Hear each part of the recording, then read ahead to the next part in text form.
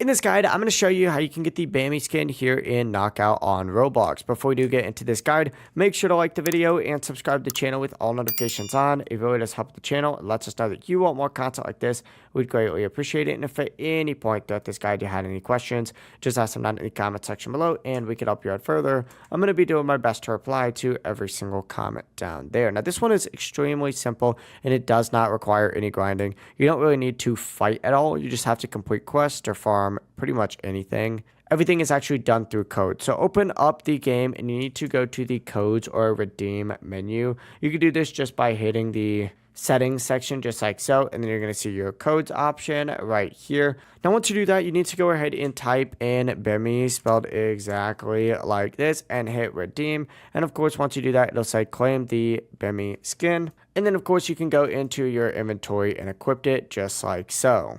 The process really is as simple as that. That is really all you have to do. If you guys have any questions, ask them down in the comment section below and we can help you out further. I'm going to be doing my best to reply to every single comment down there. Before you do leave this guide, make sure to like the video and subscribe to the channel with all notifications on. It really does help us out and lets us know that you want more content. Have a great rest of your day though. Peace.